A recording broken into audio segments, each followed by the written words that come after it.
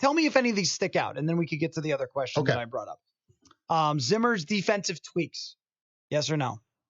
Yes, but I've got a question. Okay. You've covered him for a long time now. How much of what he said about potential tweaks are you buying?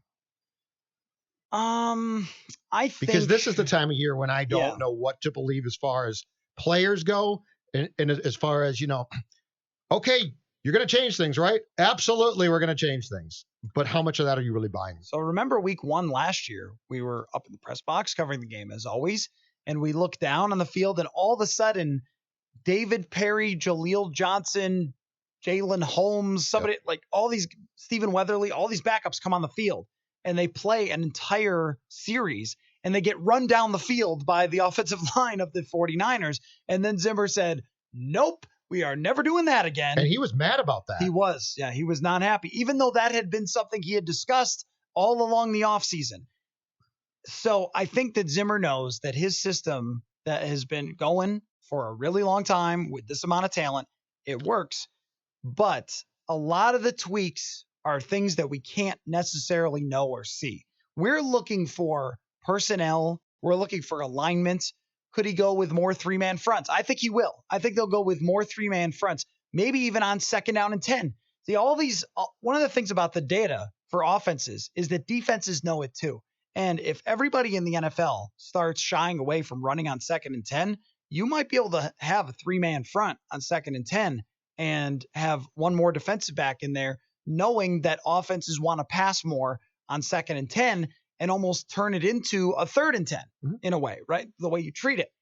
3rd downs, I saw a lot of creativity from him last year. Zone blitzes from the outside as opposed to the double A gap blitz. The double A gap was which the big loved thing. For a long time. Oh, yeah. But then everyone figured it out. Yes. So he started doing zone blitzes last year that were really creative and threw off a bunch of teams. That was kind of fun to watch Zimmer do his thing there. But I think a lot of it might just be, hey, in this situation, we've been covering things with this guy going here, this guy playing zone, this guy playing man. Here's a good example for you. Bunch formations. Teams are using them more than ever. Play actions. Teams are using them more than ever. So let's say there's a bunch formation. Now, normally, the way that they have done that is called pattern matching. So you have 2 guys lined up on the outside of your 3-man bunch formation. And the guy who runs to the outside, well, the outside guy takes him. The guy who runs to the inside guy takes him, and the safety takes the middle guy, right? Well, offenses have figured this out too, that this is how everyone is pattern matching against these bunch formations. So they've figured out little tweaks too. So there are going to be a lot of things that we might be able to get out of Zimmer as the season goes along that we pick up on. But those are small tweaks too, though. Yeah, but it could be. They're subtle at times. He could be talking about here in this quote where he says he's calling a meeting. He could be calling this meeting and having this tweak about how they handle a bunch formation. With and a we're thinking match, big picture. Oh, man, you're going to change your defensive scheme up. And he's really not at all. You're going to play bar at the end or something. Yes. Yeah, and that's not going to happen. Okay, here's some other ones. Danielle Hunter is very confident. That's not that interesting, but it's true. Where do you think he plays more in 2019? Hunter, right or left, you mean? Yes. See, in 2019, I don't think it matters if you play right or left. I mean, it used to be left tackle versus the left end. But would you switch him up at times to confuse opposing offensive lines? So I wouldn't, and I'll tell you why. Or blocking schemes, I should say. The numbers pretty clearly show that if you're rushing over a right tackle, you have a better chance to sack the quarterback than the left tackle. And that's why, because the left tackles are the best players in the NFL, some of them, like Trent Williams, who wants a trade, but guys like that, the advantage is so gigantic. Danielle Hunter, an elite player, over a right tackle, which is usually not the one that's valued as much. I would leave him there, but there is that opportunity to slide him around along with everybody else, and that might go to the creativity. A bigger role for Stephen Weatherly. Do you buy that? I don't buy that. Not with Everson Griffin coming back. I buy that they like him. Yes. No, I don't buy that it sounds good. It sounds good in June. Yeah, you should we're going to increase it. Yeah, we're going to increase his role. I think that when we see the stats at the end of the 2019 season, things are truly going to be drastically different. Probably not. But he is your insurance But he could be policy. very successful. Yep. That doesn't mean he's not going to be good. He is the insurance policy for Everson Griffin if he doesn't play well. Yep. Do you know who Hercules Mataafa is, Judd? Only because you talked about him a couple days ago on the show. And it's a great name, by the way. Well, more good things from Zimmer, and you can read his quotes on SKORNorth.com that he had to say about Hercules Mataafa being a guy that is put on weight and he's wanted to learn everything, and he's kind of like this bowling ball. Well, I hope he wants to learn everything. Yeah, He's an but NFL player. You'd be surprised. No, I actually wouldn't be. No, that's right. You wouldn't be. It's sad what you're People saying. would be surprised. I would hope that most of these guys who are in position to earn life-changing dollars would want to apply themselves as much as possible. But Mataafa, somebody to watch, because that 3 technique spot, okay, so Shamar Stephen is in on first down. The rest, I'm not sure. Jalen Holmes, Jaleel Johnson, Mataafa, all these guys have a shot. Is Jaleel Johnson not progressing as we thought he might when he was drafted? Because in that first training camp, I thought we liked him a lot. We did. He was really good in the preseason, and he got more of a chance last year to get into the game. And I thought he was okay at times, but really didn't stick out.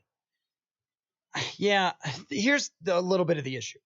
That they brought him in, and they were like, okay, we're gonna make you a nose. So he's a nose. That didn't really work because he was a 3-tech in college. Okay, that's not working. Back to 3-tech. And then, okay, we're going to ask you to play a little bit of both. And now you're kind of, Shamar Stephen's gone, so now you're kind of the backup guy after they cut David Perry. It's been a little bit of a jumble for him. And this is make or break is the way that I look at it, because they do have these other guys. I think he's talented, but can he be a starter there? That I have not seen yet. This year 3 for him, is that right? Yeah. Yep. Okay. This is big for him. He got a lot of sacks and pressures in college, and he hasn't really gotten much opportunity, which if you get a lot of sacks and pressures, Mike Zimmer will give you an opportunity. Mike Hughes will not do any practicing this spring. Is that interesting to you? I would have been shocked if he was going to. I think Mike Hughes is going to be this year's Pat Elflein, where we hear, oh, yeah, he's going to come back in like week 2 of training camp. Actually, It's week 4 of training camp. Yes. Actually, it's week 4 of the regular season. I think you're exactly right. Elflein, I saw a quote in the last couple of weeks, essentially fessed up and said, I spent last spring in the hospital. Yep. Yes. That's football. Yeah. Like they don't sit there being like, I think I'll go hit the weight room today and get my leg back in shape. Yep. What he said is incredibly truthful, which is a guy like him was in a hospital probably a lot of the time through May. He was never going to say it last year because he is a classic offensive lineman. He's going to make no excuses. Yeah. But that's the reason that I've always believed that he could be much, much better than he was last year. And what I saw in 2017, they loved what they saw. But now they have 2 guys that they really like on the interior. And his ankle snapped, basically. Yeah. I don't think I realized at that moment because so much other stuff was going on. Right. I mean, they're throwing bombs. Nick Foles is lighting them up. They're throwing beer cans at us. Yes, exactly. And I saw him go out of the game. And then they said he was going to have surgery, but none of this is uncommon. What I didn't realize is until I saw him back and he was holding one of those medicine balls and throwing it. I was like, oh, man, he's nowhere close. Well, his shoulder as well, right? Yep. So, but just seeing him. Yes, it gives you an idea. Yeah. That they can't, because the problem there is if those guys have surgeries, plural, they ordinarily will start to lose weight as well. Yeah. And so they can't just eat and lift and work out. And so, yeah, but that's the issue with the sport is the recovery in the sport, because the sport itself is so brutal, is not like, let's say, a baseball player.